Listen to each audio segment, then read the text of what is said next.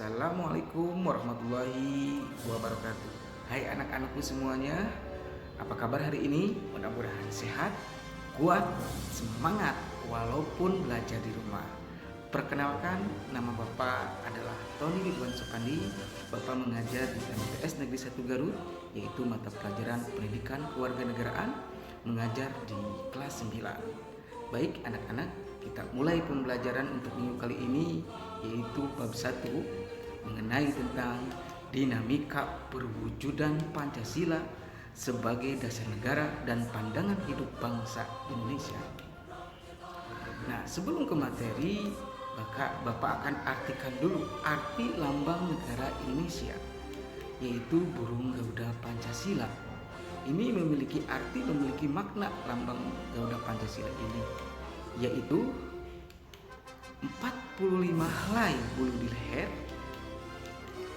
17 helai bulu pada masing-masing sayapnya, kanan dan kirinya, terus 8 helai bulu pada ekornya, dan 19 bulu di bawah perisai atau di pangkalan ekornya.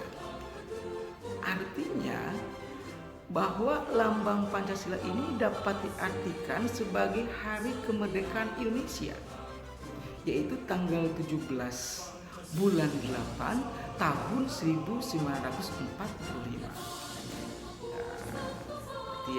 Kita lanjut ke selanjutnya, isi dari Pancasila. Isi dari Pancasila. 1. Ketuhanan yang Maha Esa, berlambangkan bintang. 2. Kemanusiaan yang adil dan beradab, ini berlambangkan rantai. 3. Persatuan Indonesia dengan lambang pohon beringin.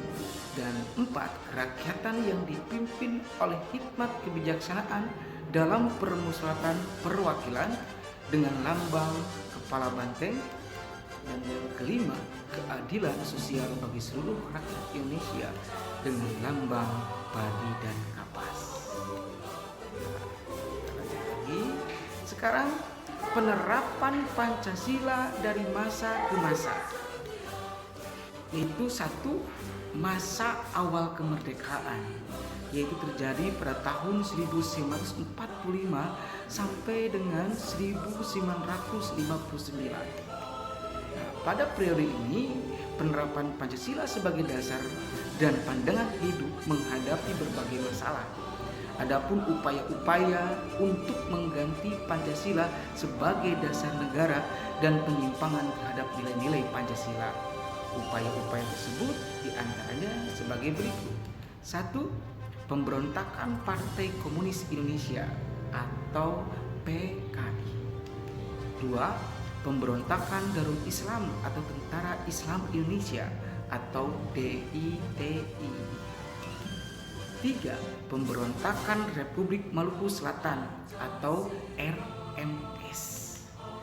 Yang keempat, Pemerintah Revolusioner Republik Indonesia atau PRRI. Dan yang kelima ada APRA, Angkatan Perang Ratu Adil. Yang keenam, perubahan bentuk negara dari Republik Indonesia Serikat menjadi Negara Kesatuan Republik Indonesia. Itu adalah masa awal kemerdekaan. Sekarang yang kedua, yaitu masa Orde Lama yang terjadi pada tahun 1959 sampai dengan 1966. Nah, Orde Lama ini adalah sebutan bagi masa pemerintahan Presiden Soekarno di Indonesia. Masa Orde Lama ini dikenal sebagai demokrasi terpimpin. Maksudnya adalah merupakan sebuah sistem demokrasi yang seluruh keputusan dan pemikiran dalam pemerintahan negara berpusat pada pemimpin negara. Jadi di sini pemimpin negara itu yaitu Soekarno pada masa ini banyaknya gerakan separatis yang menyebabkan tidak stabilnya negara, tersedatnya pembangunan ekonomi, dan badan konstituante yang gagal menjalankan tugas untuk menyusun Undang-Undang Dasar atau UUD.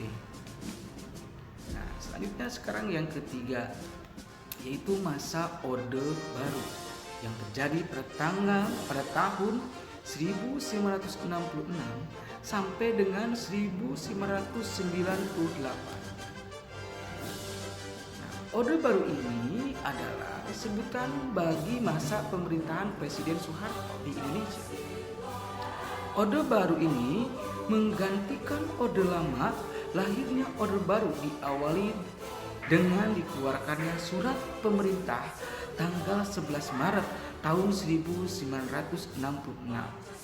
Orde Baru ini berlangsung dari tahun 1966 sampai dengan 1998. Pada masa ini, pemerintah hendak ingin melaksanakan Pancasila dan Undang-Undang Dasar tahun 1945 secara murni dan konsekuen. Nah, Orde Baru berhasil mempertahankan Pancasila sebagai dasar negara dan berhasil mengatasi paham komunis di Indonesia. Nah, akan tetapi aplikasinya sangat mengecewakan. Beberapa tahun kemudian, kebijakan-kebijakan yang dikeluarkan ternyata tidak sesuai dengan jiwa Pancasila. Berikut ini beberapa penyelewengan dalam penerapan Pancasila pada masa ini. Di sini diterapkannya demokrasi sentristik, demokrasi yang berpusat pada pemerintah. Presiden juga memegang kendali terhadap lembaga eksekutif, legislatif, dan yudikatif, sehingga peraturan yang dibuat harus sesuai dengan persetujuan dari Presiden Republik Indonesia. Itu adalah masa Orde Baru.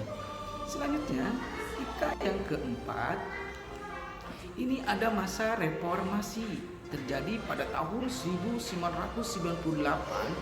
hingga sekarang. Nah, di sini pada masa reformasi ini penerapan Pancasila sebagai dasar negara terus menghadapi berbagai tantangan.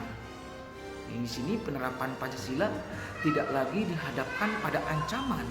Di sini pemberontakan yang ingin mengganti Pancasila dengan ideologi lain, akan tetapi lebih dihadapkan kepada kondisi kehidupan masyarakat yang diwarnai dengan kehidupan yang serba bebas.